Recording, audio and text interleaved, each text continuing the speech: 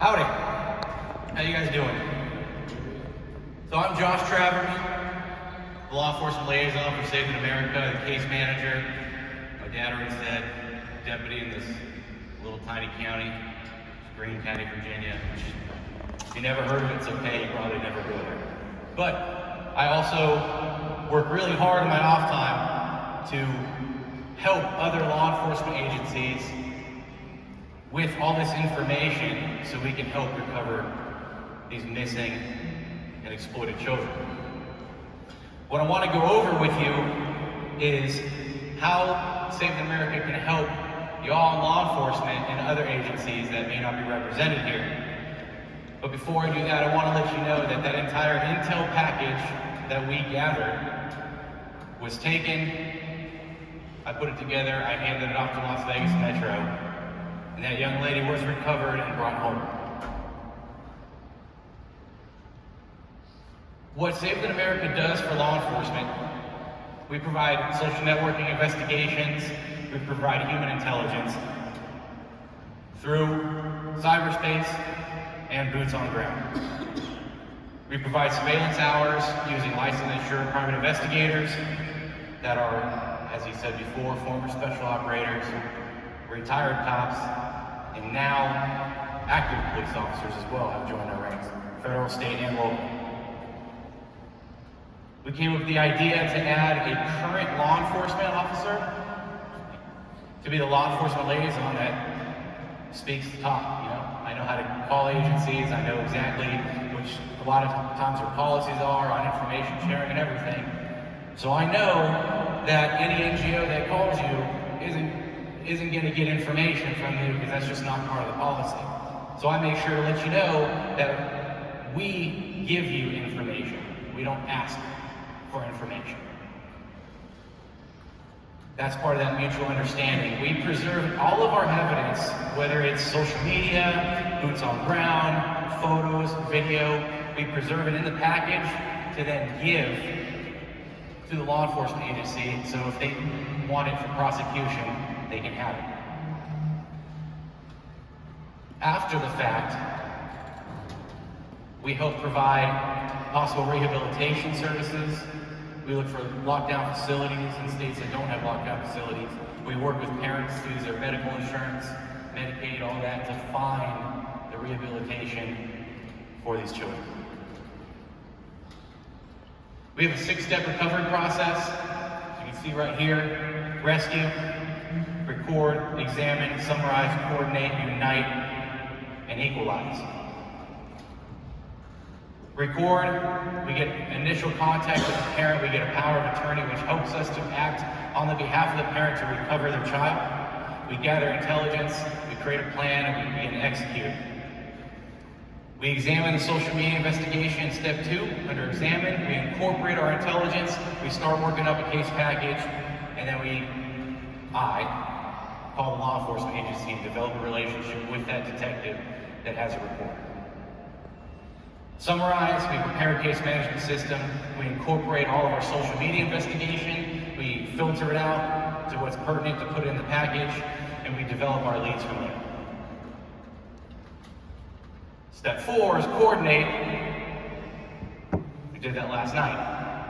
The reason being, I'm going to show you, and I'm going to request that, again, that there's no pictures being taken, no video, because the next slides I'm going to show you is an active, ongoing investigation we're actually conducting here in Orlando looking for a missing 16-year-old girl.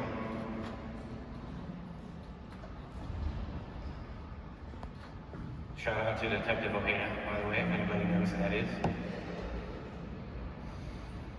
So right here, step 1, record. This is part of the case package right here. This is Janiyah Jackson, and I just wanted to let you know, you're all sworn law enforcement in this room, so I can share this with you. All right, just want you to know. All right?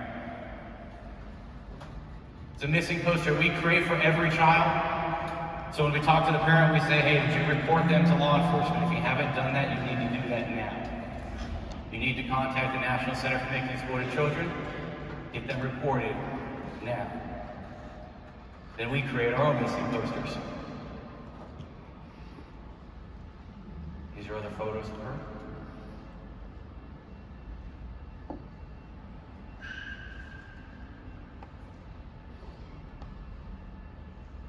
This is the power of attorney that I told you about. It has written by our legal team. It is put in there to make sure that when we get things from the parent, like cell phones, laptops, social media handles, everything, we can act on behalf of the parent to go through those items and get the information we need, whether it's a metadata, geolocation, so on and so forth.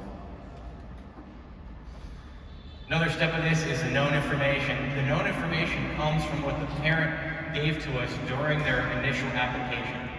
So as soon as they do all these reportings to agencies, we send them an application that they need to fill out. It's several pages and it's very in-depth. Part of it is the parent puts the chronological order of events. And we continue this chronological even after we get the case, as you can see down here at the bottom. The first 3 points were from the parent of telling us, hey, this is how we got to where we are so far.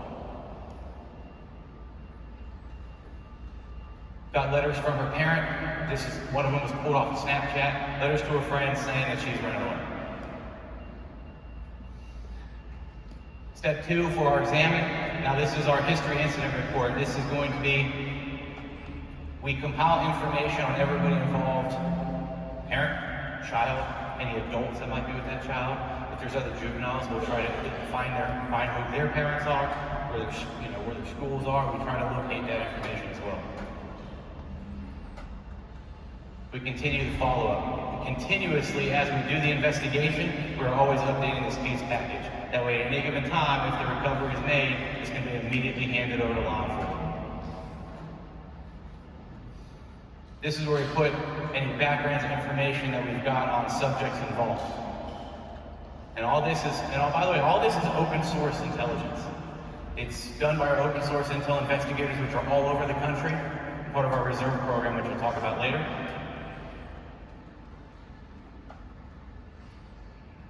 This is the 22-year-old male that has taken the 16-year-old.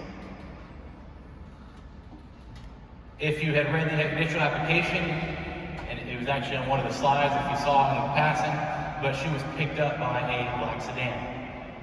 This is Mr. Jackson's vehicle right here. Combing through social media, we found past pictures of the two together.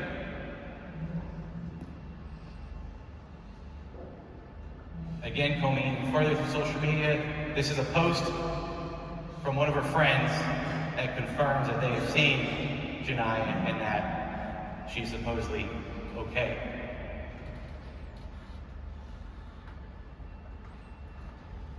Step 3, mission briefing, workable intel. So we've gotten all of our intelligence, we put it into the case package, and now we decide, hey, what's actionable? What can we use moving forward?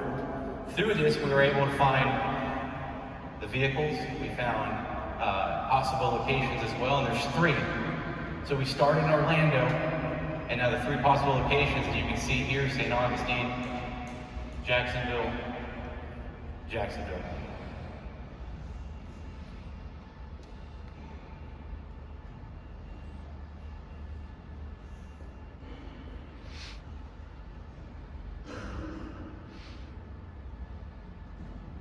Picture of his vehicle at one of the apartment locations.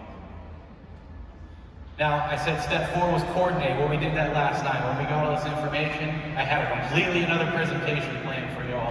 But as soon as we figured out we had all the information for this investigation to pass on, the law enforcement said, well, I want to show every cop here how we do what we do. So we put this together last night. We contacted the Florida Association of Licensed Investigators, who was offered to help us with this, as well as our SA reserve staff that's here. Once Ellie is notified that she is actually at a location, law enforcement will make the recovery, then we'll go on to step 6 and begin the rehabilitation process.